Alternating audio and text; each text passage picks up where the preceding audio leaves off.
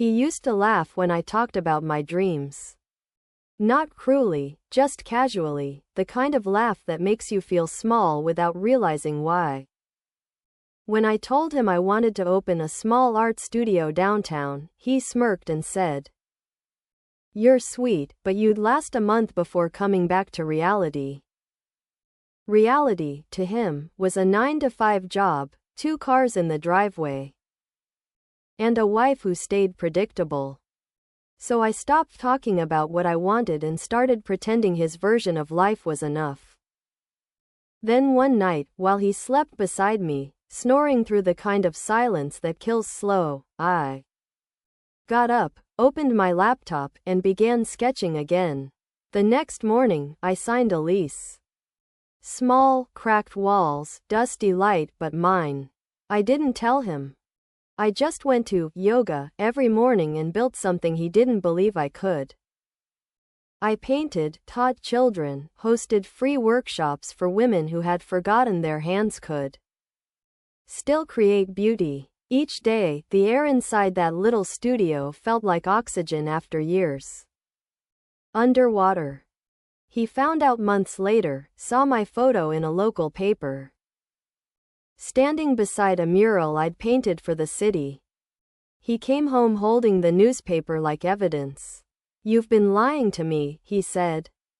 "You've been embarrassing me." I looked at him, really looked, and saw a man terrified of being left behind by someone he underestimated. "I've just been dreaming," I said, "you know, the thing you laughed at." After that, he changed. Apologies, flowers, a promise to help me manage it. But control disguised as care still smells the same. I refused the help. I built more, quietly. A year later, the studio was profitable. My work was featured in a gallery out of state. The night before my first exhibition, he told me he couldn't attend, something about work. Deadlines, priorities. I just smiled. "It's fine," I said. "You were never part of this dream anyway." The show opened on a Friday. The gallery lights were soft, warm, full of everything I used to need him to understand. My name was printed on the wall, not as someone's wife, but as an artist. A stranger congratulated me, said, "Your paintings feel like revenge without anger." I laughed softly. Maybe that's all they are. He called that night, but I didn't answer. I stood in the middle of the gallery, surrounded by my own creation, and realized something exquisite. He was right about one thing. I had come back to reality. Just not his. And that's when silence became the loudest revenge. He laughed when I told him I wanted to write a book. Not the kind of laughter that fills a room, but the kind that shrinks it. "You?" he said, smiling like it was affection. "You can't even finish a grocery list." I remember how I laughed too, just to make his feel smaller. That night, while he watched TV, I opened my laptop and wrote the first line anyway. She built her freedom out of what he dismissed. It took 2 years between burned dinners, late nights, and his quiet disapproval echoing in every room. He'd say things like, "You're wasting time," or, "You think publishers want another story about a sad woman?" I'd nod, close the screen, then open it again when he fell asleep. Some dreams, I learned, only survive in secret. When I finally finished the manuscript, he didn't even ask to read it. He just said, "Good for you, honey," in that condescending way people use when they're sure you'll fail. So I sent it out quietly, under a pen name. Weeks turned into months, and then one morning an email arrived. "We'd like to publish your novel." I stared at it for a long time, afraid the words might vanish if I breathed too loudly. The book came out 6 months later. I didn't tell him. I didn't need to. He found out on his own, saw my author photo in a magazine, the one where my smile looked real. He came home holding it like proof of betrayal. "You didn't tell me," he said. You made me look like a fool. I looked at him and said, no. You made yourself one when you stopped believing I could be more than your wife. The book did well. Too well. Invitations, interviews, panels. He didn't come to any of them. He said he was too busy protecting his privacy. I stopped asking. When the second print run sold out, I moved into a small apartment above a bookstore. He called once, asked if I missed him. No, I said. But I remember you every time someone laughs at a dream they're too afraid to chase. Months later, I saw him at a cafe, alone, reading my book. He didn't notice me. I watched as he turned the last page, closed it gently, and stared into nothing. And I realized that revenge doesn't always roar. Sometimes it just publishes quietly, and lets the silence do the rest. He laughed the night I told him I wanted to open a bakery. It wasn't loud, just a quiet, clipped sound that said more than words ever could. Sweetheart, he said, you're good at making things cute, not successful. That sentence stayed with me longer than any promise he ever made. So I stopped trying to convince him, and started pretending I'd given up. Each morning, while he left for work, I took online courses, learned the business, and sold pastries under another name at a farmer's market 2 towns away. He thought I spent those mornings at yoga. He liked that idea, his wife finding balance. What I found instead was purpose. Within months, people started recognizing my stall.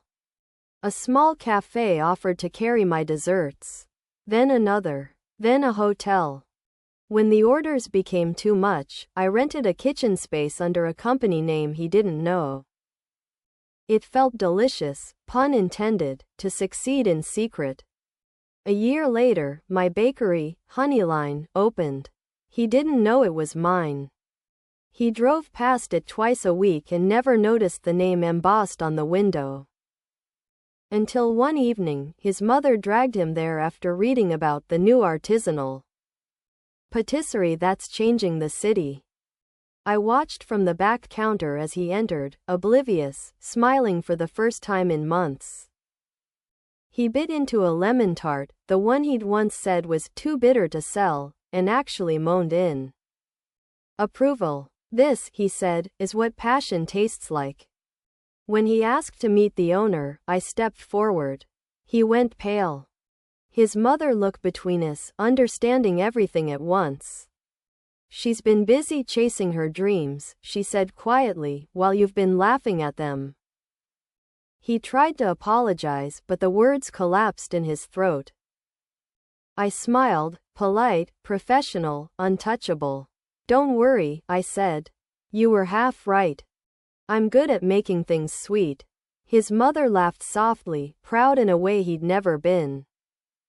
By the end of that month, I'd signed a distribution deal. By the end of that year, he'd moved out. Success didn't feel like revenge until I saw him again at a business event, shaking hands with people who congratulated me. He looked lost, like a man waking up in someone else's dream. And maybe he was. Because mine had come true, without him, beyond him, despite him. And as I left the stage that night, applause following me like light, I realized the quietest kind of revenge is simply this: proving someone wrong so beautifully they wish they'd believed in you when it still mattered. He laughed when I said I wanted to go back to school. Not the kind of laugh that fills a room, no, his was the quiet, cutting kind that sounds almost kind until you realize it's not. You're 32, he said. People your age don't start over. They settle. I smiled and said nothing, but that night I lay awake, staring at the ceiling, realizing how small he'd made my world by convincing me it was enough. The next morning, while he scrolled through his phone, I filled out an application for a graduate program in architecture, something I'd once wanted. before life became a series of polite compromises. I didn't tell him. I just started studying again. At night, after he fell asleep, I'd draw blueprints on the kitchen table under the hum of the refrigerator. The sound of quiet rebellion. He noticed, eventually. The sketches, the textbooks, the exhaustion I tried to hide. "You're wasting your time," he said. "You'll never compete with people younger, hungrier." I wanted to tell him hunger was the only thing keeping me alive. Instead, I just nodded and kept working. 2 years later, I graduated. He didn't come to the ceremony, said it was too far, too long, too unnecessary. My professor took a photo with me instead. That photo ended up on the cover of a design magazine after my thesis project, an adaptive housing model for women leaving broken marriages, won an innovation grant. I didn't even know it was published until his mother called. "Darling," she said, "you're on the news. You did it." He came home that evening holding the magazine, staring at it like it was an obituary for the version of me he once owned. "You didn't tell me," he said quietly.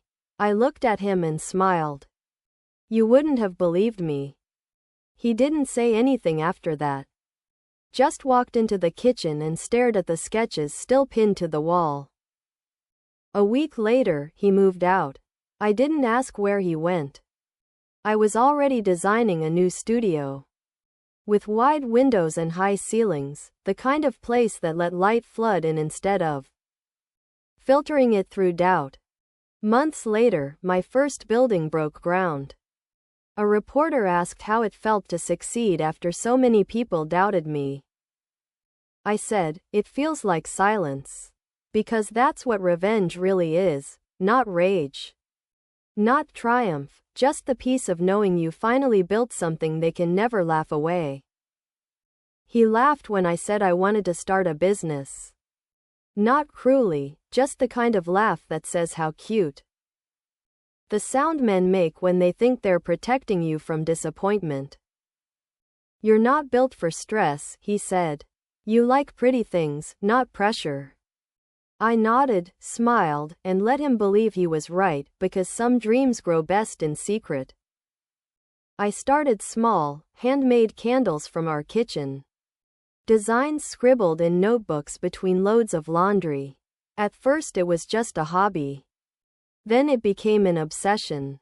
I'd stay up past midnight pouring wax while he slept, mixing scents he'd never notice. Sandalwood for solitude, burnt sugar for defiance. When orders began coming in faster than I could handle, I rented a space downtown and called the shop Luma. He thought I was volunteering somewhere. 6 months later, Luma was featured in a local magazine.